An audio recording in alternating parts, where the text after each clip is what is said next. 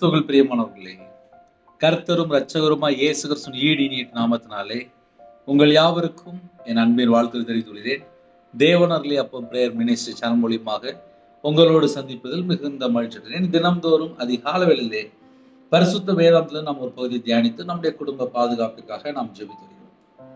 உபாகமம் 11ஆம் அதிகாரம் 26 முதல் 28 ஆகிய வசனங்கள், இதோ இன்று நான் உங்களுக்கு முன்பாக ஆசீர்வாதத்தையும் சாபத்தையும் வைக்கிறேன். இன்று நான் உங்களுக்கு கற்பிக்கிற உங்கள் தேவனாய் கர்த்தரின் கற்பனைகளுக்கு கீழ்ப்படிந்தீர்களானால் ஆசீர்வாதமும், உங்கள் தேவனாய் கர்த்தரின் கற்பனைகளுக்கு கீழ்ப்படியாமல் இன்று நான் உங்களுக்கு விதிக்கிற வழியை விட்டு விலகி நீங்கள் அறியாத வேறே தேவர்களை பின்பற்றுகிறீர்களானால் சாபமும் வரும். ஹல்லேலூயா. கிறிஸ்துவுக்குள் பிரியமானவர்களே, நிறைய குடும்பத்துல இந்த வசனம் மனப்பாடமா தெரியும். கர்த்தருடைய பிள்ளைகளுக்கு ஒரு சில குடும்பத்திலே கர்த்தரை அறியாத பிள்ளைகள் இணைந்திருப்பாங்க. சில குடும்பத்துல விக்கிர வழிபாடுல இருப்பாங்க, உலக வழிபாடுல இருப்பாங்க. மெய்யான தேவனை தொழுது கொள்ளாமல் உலக வழிபாடுகளுக்குள்ளே சிக்கி கொண்டு பல சாபமான பல பாவ அடிமையிலே, பாவ காரியங்களிலே, பாவத்திலையும் பலவிதமான பிரச்சனையிலையும் போராட்டத்திலையும் நிம்மதி இல்லாமல் பல காரியங்களிலே சிக்கி கொண்டு தவிப்பாங்க. என் தேவன் இந்த நாளிலும் உங்களோடு பேசுவார்.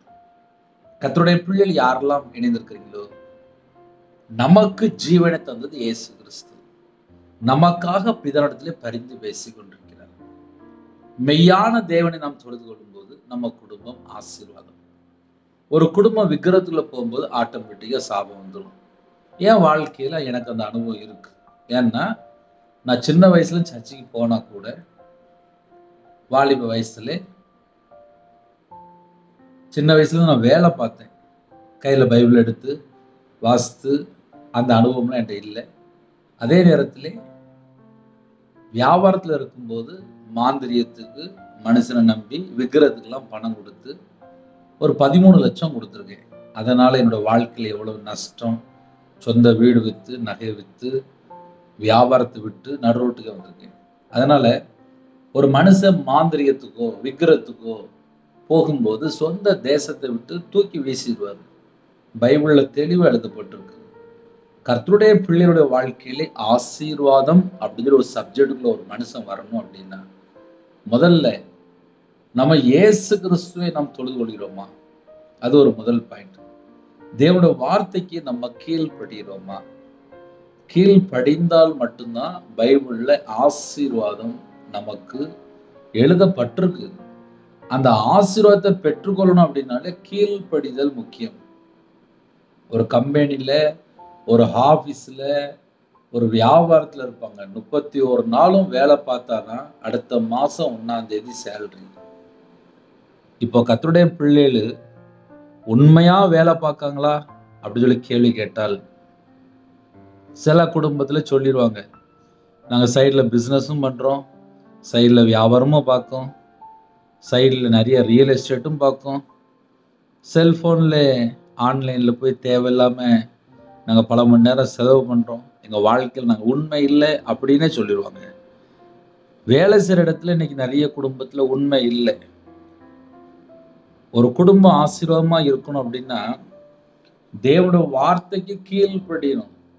24 மணி நேரம் ஒரு மனுஷனுடைய வாழ்க்கையில் உண்மை இருக்கணும். இன்னைக்கு கடைசி காலம் உண்மை இல்லை, பரிசுத்தம் இல்லை, கர்த்தருடைய கற்பனை நிறைய குடும்பத்தில் கை கொள்ளலை, கட்டளைக்கு கீழ்ப்படியலை, கர்த்தரை விட்டு விக்கிரத்துக்குள்ள போயிருந்தாங்க. அவருடைய கற்பனையை கை கொண்டா மட்டும்தானே ஒரு குடும்பம் பரிபூர்ணமான ஆசீர்வாதம். வீட்டுல வாலிப பிள்ளைகள், வாலிப பையங்க சில குடும்பத்துல அம்மா அப்பா வார்த்தை கீழ்ப்படியாமல் விக்கிரத்துக்குள்ள போய் அந்நிய நோத்துல போய், அதுக்கப்புறம் உங்களுடைய வாழ்க்கையிலே திருமணம் முடிந்ததுக்கு அப்புறம் பலவிதமான பிரச்சனைக்கு ஊடலே அவங்களோட வாழ்க்கை காணப்படுது.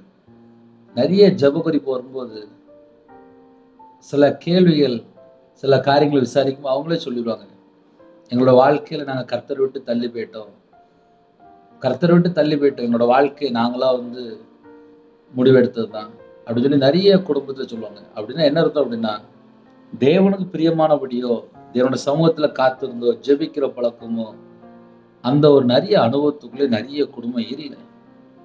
அதனால வரக்கூடிய பிரச்சனை நிறைய பிரச்சனை. இதோ நான் உங்களுக்கு முன்பாக ஆசீர்வாதத்தையும் சாபத்தையும் வைக்கிறேன்.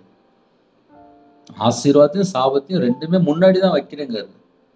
இயேசுவை நாம் பின்பற்றும் போது, அவரை நாம் பின்பற்றும் போது, அவருடைய கற்பனையை கை கொள்ளும் போது, அவர்கிட்ட உண்மையா அன்பு வரும்போது, உன்னை போல பெருனை நேசின்னு சொன்னாரு. முதலாவது தேவனிடத்துல அன்பு கூறணும், ரெண்டாவது உன்னை போல பெருனை நேசிக்கணும். அவருடைய கற்பனையை கை கொள்ளும் போது நம்ம குடும்பம் ஆசீர்வாதம்.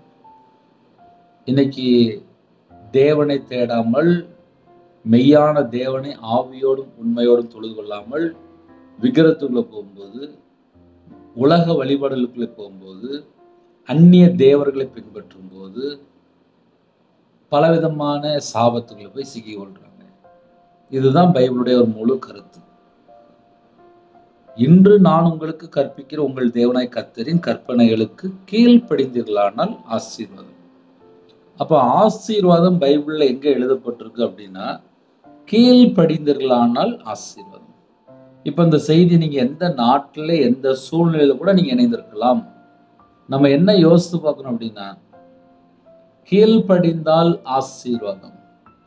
ஒருவேளை நான் இது வரைக்கும் கீழ்ப்படியில, நான் கர்த்தரை விட்டு தள்ளி போய் தான் வாழ்றேன் அப்படின்னு சொல்லி ஒருவேளை யாராவது யோசித்தால், அப்ப நம்ம எப்படி யோசித்து பார்க்கணும் அப்படின்னா, நம்மளுடைய வாழ்க்கையில ஏதாவது தட்டுப்பாடு இருக்கா, எல்லாமே கரெக்டா போயிட்டு இருக்கா, நம்ம குடும்பத்துல எல்லாமே ஆசீர்வாதமா இருக்கா அப்படின்னு சொல்லி செக் பண்ணி பார்த்தா நாமே கண்டுபிடிக்க முடியும். நம்ம குடும்பத்துல என்ன நடக்கு, நம்ம இதயத்துல நம்ம எப்படி யோசிக்கிறோம், எல்லாமே கண்டுபிடிக்க முடியும். இப்ப என்னுடைய வாழ்க்கையில நான் சொல்றேன், அது உங்களுக்கு ரொம்ப ஈஸியா இருக்கும். வியாபாரத்துல நஷ்டப்பட்டதுக்கு அப்புறம், மாந்திரியத்துல கஷ்டப்பட்டதுக்கு அப்புறம், விக்கிரத்துக்கு பணம் கொடுத்ததுக்கு அப்புறம், பல லட்சங்கள் நஷ்டப்பட்டதுக்கு அப்புறம் கையில பைபிள் எடுத்து வாசிக்கும் போது, பொய் பேசினால் நாசம் அடைவார்கள். என்னோட வாழ்க்கையில் நான் வியாபாரத்துல இருக்கும்போது பொய் பேசியிருந்தேன். அந்நிய தேவனை நாடி பின்பற்றும் போது அநேக வேதனைகள் பெருகும். என்னுடைய வாழ்க்கையில் அநேக வேதனை இருந்துச்சு. துன்மார்க்கனுக்கு அநேக வேதனைகள் உண்டு. நான் கர்த்தரை விட்டு தள்ளி போய் வாழ்ந்தேன்.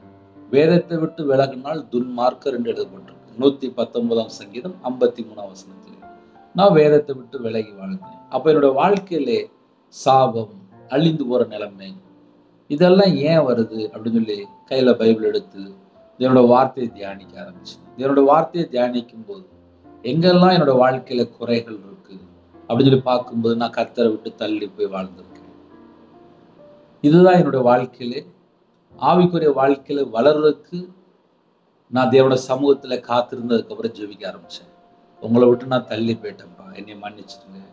உங்க வார்த்தைக்கு நான் கீழ்ப்படியில, என்னை மன்னிச்சிடுங்க. நான் விக்கிரத்துக்குள்ள போயிட்டேன், என்னை மன்னிச்சிடுங்க. நான் மாந்திரியத்துல போய் பணம் கொடுத்து விட்டேன், என்னை மன்னிச்சிருங்க. என் பாவத்தை மன்னிங்க, என் அக்கிரமத்தை மன்னிங்க. என் வாழ்க்கையில நான் கர்த்தரை விட்டு எங்கெல்லாம் தள்ளி தள்ளி போயிருந்தனோ அந்த எல்லா பாவத்தையும் தேவனோட சமூகத்துல அர்ப்பணித்து ஜெபிக்க ஆரம்பிச்சேன். இதை ஏன் அப்படியே சொல்லித்தரேன் அப்படின்னா, ஒரு குடும்பத்துல ஆசீர்வாதம் இல்லாத சூழ்நிலை இருக்கும்போது அந்த குடும்பம் ஆசீர்வாதமா மாறணும் அப்படின்னா அவங்க முதல்ல மனம் திரும்பி இயேசு கிறிஸ்து ரத்தத்தினால கழுவப்பட்டு பாவ மன்னிப்பை பெற்றுக்கொள்ள வேண்டும். மனம் திரும்பி தன் பாவத்தை அறிக்கை செய்து விட்டுறணும். மறுபடியும் கையை பிடிச்சு கூட்டு போயிடக்கூடாது. ஏன்னா சில குடும்பத்துல பாவ மன்னிப்பு அறிக்கை பண்ணிட்டு மறுபடியும் போகும்போது பாவத்தை கையை பிடிச்சு கூட்டு போயிடக்கூடாது. காலையில இந்த ஒரு காரியத்துக்காக நம்ம ஜெபம் பண்றோமா, இதுக்கப்புறம் என்னோட வாழ்க்கை இந்த பாவம் என் வாழ்க்கையில தொடரக்கூடாது, ஒரு தீர்மானம் எடுத்துடணும். ஒரு குடும்பத்துல ஒரு ஜெபகுறிப்பு வந்துச்சு. என்னன்னு சொல்லி கேட்டா, ஜெபகுறிப்பு ஜெபம் பண்ணியாச்சு. வீட்டுல பார்த்தா நல்லா நாடகம் பார்க்கறது, படம் பார்க்கறது. சத்துருவுக்கு ஒரு வீட்டுக்குள்ள இடம் கொடுத்தா அந்த வீட்டுல தட்டுப்பாடு வரும்ல, பிசாசு என்ட்ராராம்ல, போராட்டம் வருது இல்ல, நிம்மதி இல்ல இல்ல, கணவன் மனைவிக்குள்ள பிரிவினை வருது இல்ல, டைவர்ஸ் அளவுக்கு பிரச்சனை போகுது. பிள்ளைகளோட வாழ்க்கையில ஆசீர்வாதம் இல்லை. வீட்டுல ஃபுல்லா ஒரே பிரச்சனை பிரச்சனை பிரச்சனை. காரணம் என்ன? பல மணி நேரம் நல்ல நாடகம் பார்க்கறது, படம் பார்க்கறது, இஷ்டம் போல வாழ்றது, கர்த்தரை விட்டு தள்ளி போயிருது, அங்க ஒரு பிரச்சனை வருதுல்ல. நம்ம கர்த்தருடைய வார்த்தைக்கு கீழ்ப்படிந்தால் எல்லா விதமான ஆசீர்வாதம் நம்ம வீட்டுக்குள்ள வந்து சேரணும். இன்னைக்கு எந்த வீட்டுக்குள்ள எடுத்தாலும் ஆசீர்வாதம் இல்லை. ஏன்? ஞாயிற்றுக்கிழமை சர்ச்சுக்கு போற பிள்ளைதான்ப்பா. சில குடும்பத்துல உபவாசம் கூட இருக்கிறாங்க. சில குடும்பத்துல காலையில நைட்டு ஜெபிக்கிறாங்க. கொஞ்சம் ஒரு 2 மணி நேரம் நேரம் கிடைக்கும்போது நல்ல நாடகம் பார்க்கறது, நல்ல படம் பார்க்கறது. அப்புறம் தான் அவ்வளவு சத்துருக்குள்ள இடம் கொடுத்தாச்சே, வீட்டு வாசப்படியில பாவம் படுத்து கிடக்க. அதனால கர்த்தருடைய பிள்ளைகள் ஆசீர்வாதம் வேணும் அப்படின்னா கற்பனைகளுக்கு கீழ்ப்படிந்தீர்களானால் அழகா எழுதி வச்சிருக்கு. அதனால நம்ம வாழ்க்கையில கற்பனைக்கு கீழ்ப்படிந்தால் ஆசீர்வாதம். இல்ல பிரதர், நாங்க எத்தனை செய்தி கேட்டாலும் நாங்க கீழ்ப்படிய மாட்டோம் அப்படின்னா அங்க ஏதோ ஒரு பிரச்சனை கிடக்குன்னு அர்த்தம். அந்த வீட்டுக்குள்ள ஏதோ ஒரு குழப்பம் கிடக்குன்னு அர்த்தம். மனம் திரும்ப மாட்டேங்குன்னு அர்த்தம். ஏதோ ஒரு காரியத்துல கடினமான இருதயமா இருக்குன்னு அர்த்தம். ஏதோ ஒரு காரியத்துல துன்மார்க்கமா இருக்காங்கன்னு அர்த்தம். ஏதோ ஒரு காரியத்துல அவங்க அடிமையா இருக்காங்க, பாவ அடிமையில இருக்காங்க, பாவ கயிறுல கட்டப்பட்டு இருக்காங்க, அக்கிரமத்துல கட்டப்பட்ட நிலைமையில இருக்காங்க, துன்மார்க்கமான ஒரு வாழ்க்கையை வாழ்ந்துட்டு இருப்பாங்க. அதனாலதான் ஆசீர்வாத தடை. ஆசீர்வாதம் வேணும் அப்படின்னா கீழ்ப்படிந்தீர்களானால் ஆசீர்வாதம். இல்ல பதர், நாங்க கீழ்ப்படிய மாட்டோம் அப்படின்னு சொல்லி சில குடும்பத்துல வலு கட்டாயமா இருப்பாங்க. எத்தனை மெசேஜ் கேட்டாலும் கீழ்ப்படிய மாட்டாங்க. ஏன்னா அவங்க இருதயம் கடினமான சூழல்ல இருக்கும். ஏன்னா அவங்க வளர்ந்த விதம் அப்படி. அவங்க பார்த்தா அவங்க ஒரு மெத்தட்ல இருப்பாங்க. அவங்களுடைய சாப்பாடு எப்படி இருக்கும், சின்ன வயசுல இருந்து அப்படியே போட்டு போட்டு வளர்த்துருப்பாங்க. ஆக மொத்தம் கடினமா இருப்பாங்க. அவங்களுக்கு கர்த்தர் பக்கம் மனம் திரும்பணும் அப்படின்னா கீழ்ப்படியவே மாட்டாங்க. தேவனுக்கு பிரியமானபடி உண்மையா வாழணும் அப்படின்னா அர்ப்பணிக்கவே மாட்டாங்க. அப்படிப்பட்ட குடும்பத்துக்குள்ளே விக்கிரத்துக்குள்ள இருக்கும்போது வேதம் சொல்லி கீழ்ப்படியல அப்படின்னாலே சாபம். அப்போ ஒரு குடும்பம் ஆசீர்வாதமா இருக்குனாலும் நம்ம கையில இருக்கு. அதனால ஆசீர்வாதத்தை பெற்றுக்கொள்ளணும். அதனாலதான் காலையில பேசிட்டு இருக்கேன். இல்ல பிரதர், நாங்க அப்படிலாம் இருக்க மாட்டோம், நாங்க அப்படியே தான் இருப்போம் அப்படின்னா அந்த வீட்டுல இன்னும் ஏதோ ஒரு காரியத்துல அடிமையில இருக்காங்கன்னு அர்த்தம். அதனால யாரெல்லாம் இந்த செய்தி கேட்குறீங்களோ, நம்ம வாழ்க்கையில ஒருவேளை கர்த்தரை விட்டு எங்கேயாவது தள்ளி போயிருக்கிறோமா, நம்ம நாம் ஆராய்ந்து பார்ப்போம். ஏன்னா நிறைய குடும்பத்துல லட்சக்கணக்கா கடன், கோடிக்கணக்கா கடன், வீட்டுல நிம்மதி இல்லை, பிள்ளையோட வாழ்க்கையில ஆசீர்வாதம் இல்லை, புருஷன் பொண்டாட்டிக்குள்ள சமாதானம் இல்லை, சில வீட்டுக்குள்ளெல்லாம் சந்தோஷமே இல்லை, சமாதானமே இல்லை. இப்படிப்பட்ட சூழ்நிலை தான் நிறைய குடும்பங்கள் இணைந்திருக்கு. நம்ம குடும்பம் ஆசீர்வாதமா இருக்கணும் அப்படின்னா நம்மை நாம் ஆராய்ந்து பார்த்து கர்த்தர் பக்கம் மனம் திரும்பும். கர்த்தர் கண்டிப்பாக குடும்பத்தை ஆசீர்வதிப்பார். ஆனா 2 எஜமானுக்கு யாருமே வேலை செய்யக்கூடாது. நான் தேவனுக்கும் உண்மையா இருப்பேன், கொஞ்சம் அந்த பக்கம் அப்படியே அப்படியே அங்க போயிட்டு வருவேன் அப்படின்னா சத்துருக்கு நம்ம இடம் கொடுத்துட்டோன்னு அர்த்தம். அதனால வேண்டாம். தேவனோட வார்த்தைக்கு நம்ம கீழ்ப்படிவோம், நம்ம குடும்பம் ஆசீர்வாதமா இருக்கும். இன்னைக்கு நமக்கு கண்டிப்பா தேவன் ஆசீர்வதிப்பார். அதுக்கு நம்ம என்ன தெரியுமா செய்யணும்? கால வேளையில தேவனோட சமூகத்திலே நம்ம இருதயத்துக்குள்ள கர்த்தரை விட்டு தள்ளி போன ஏதாவது ஒரு காரியம் இருக்கா, ஒருவேளை விக்கிர வழிபாடு இருக்கா, இல்ல கீழ்ப்படியாத சுபாவங்கள் இருக்கா, இல்ல கற்பனை கை கொள்ளாமல் உதட்டளவுல பேசிட்டு இருக்கிறோமா, அதை நாம் ஆராய்ந்து பார்ப்போம். இருக்கிற இடத்திலே அப்படியே கண்கள் மூடி நாம் ஜெபம் செய்வோம். பரிசுத்தமுள்ள நல்ல பிதாவே, நன்றி எடுத்து சொல்கிறோம்ப்பா. உங்க பாதத்தில் அர்ப்பணிக்கிறோம்ப்பா. இந்த நாளைக்கான கிருபைக்கு 1000 மடங்கு ஸ்தோத்திரம்ப்பா. யாரெல்லாம் இணைந்துக்காங்களோ உங்க ஜீவனுக்குள்ள அர்ப்பணிக்கிறோம். அவங்க இதயத்துக்குள்ள என்னென்ன காரியம் கர்த்தரை விட்டு தள்ளி போன காரியம் இருக்கோ, அவங்களுடைய வாழ்க்கையில என்னெல்லாம் காரியம் இருக்கு, எல்லாவற்றையும் மன்னித்து உங்களோட ரத்தத்தினால கழுவி சுத்திகரித்து இந்த நாள் முதல் கொண்டு உங்க பிள்ளைகளை ஆசீர்வாதமா மாற்றுங்க. அவங்களுடைய தேவைகளை சந்திங்க. கடன் பிரச்சனை இருந்தால் அந்த உபத்திரத்தை மாற்றித்தாங்க. பிறந்த நாள் கொண்டாடுறாங்க, திருமண நாள் கொண்டாடுறாங்க, கர்த்தர் கரம் தொட்டு 1000 தலைமுறைக்கு ஆசீர்வதிங்க. காலவெளியில் இணைந்திருக்காங்க, உங்களுடைய கிருபையால் நிரப்புங்க, உங்களுடைய பிரசன்னத்தால் கொடுங்க, உங்களுடைய வல்லமையினால் நிரப்புங்க. ஜெப அபிஷேகம் தாங்க, தியானிக்கிற அபிஷேகம் தாங்க. ஆவிக்குரிய 9 கனிகளினாலும் ஆவிக்குரிய 9 வரலாறு நிரப்புங்க. சிறுபிள்ளை முதல் கொண்டு முதியோர் எல்லாரையும் கர்த்தர் தொட்டு ஆசீர்வதிங்க. அவங்களுடைய கையின் கீழ் ஆசீர்வதிங்க. இன்னைக்கு உள்ள தேவைகளை எல்லாம் சந்திங்க. ஹாஸ்பிட்டலில் பலவீனத்தோடு படுத்த படுக்கையில யாரெல்லாம் ஜெபிக்கணும், உங்களுடைய தழும்புல கரத்தினால தொட்டு சுகமாக்கித்தாங்க. பரிபூர்ணமான சுகத்தை கட்டுங்க, தீர்க்காயுசை கட்டுங்க, ஆசீர்வாதம் கட்டுங்க. ஆவிக்குரிய 9 கனிகளினாலும் ஆவிக்குரிய 9 வரலாறு நிரப்புகிறாச்சு. யாரெல்லாம் தாழ்த்துறோங்களோ பரிசுத்தமான நிரப்புங்க, அக்னி அபிஷேகம் நிரப்புங்க, புது எண்ணெயால் அபிஷேகம் பண்ணப்படட்டும். சில குடும்பத்துல காலவேளை ஜுபிர காண்டாம இருந்தது விலனை தாங்கப்பா. கற்பதனியா ஜெபிக்கிறாங்க. கர்த்தர் மனமிறங்கி ஆசீர்வதிங்க. மாசமா இருக்க அந்த பிள்ளைகளை ஆசீர்வதிங்க. டெலிவரி போறாங்க, கர்த்தர் கூட இருந்து நார்மல் டெலிவரி ஆக்கித்தாங்க. பிள்ளைகளோட வாழ்க்கையில படிப்புக்காக யாரெல்லாம் ஜெபிக்கிறோம், தேவையெல்லாம் சந்திக்கப்படணும்.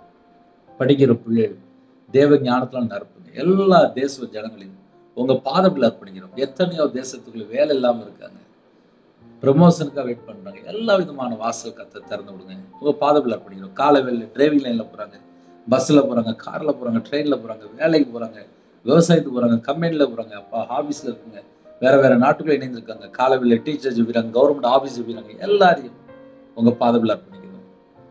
யாரெல்லாம் இணைந்துக்காங்க எல்லாரையும் உங்களோட ரத்த கொட்டைகளை வேலை அடைங்க. தேவனர்களை அப்போ மினிஸ்டர் உங்களுடைய பாதத்தில் அர்ப்பணிக்கிறோம். எங்க எல்லாரையுமே உங்களுடைய ஜீவன்களை அர்ப்பணிக்கிறோம்ப்பா. இன்னைக்கு என்ன வேணுமோ எல்லா குடும்பத்துக்கும் அந்த தேவைகளை சந்திங்க. இணைந்திருக்கிற குடும்பங்களை ஆசீர்வதிக்கட்டும்.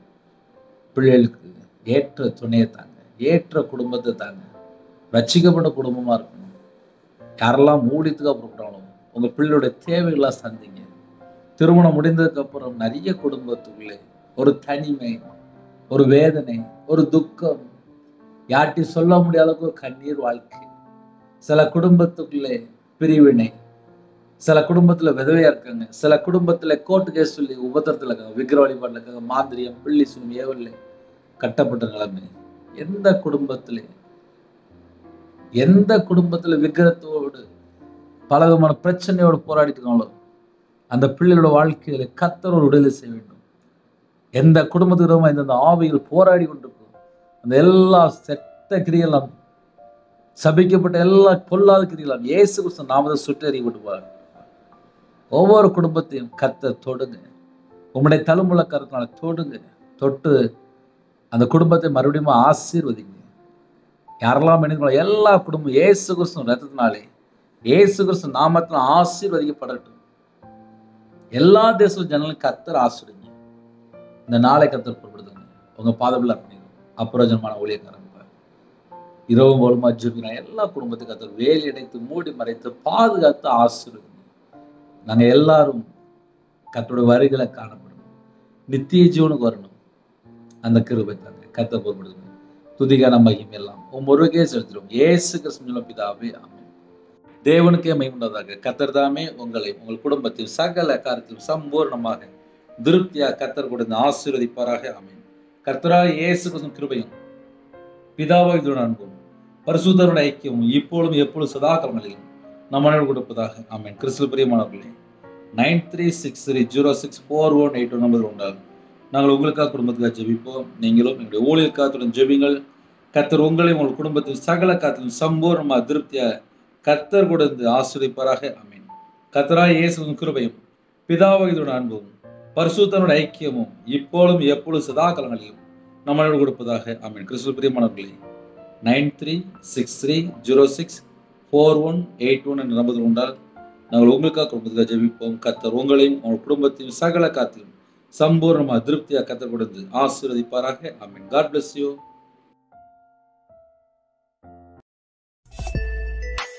Thanks for watching. Please subscribe our channel. Click the like and share. Click the bell. God bless you.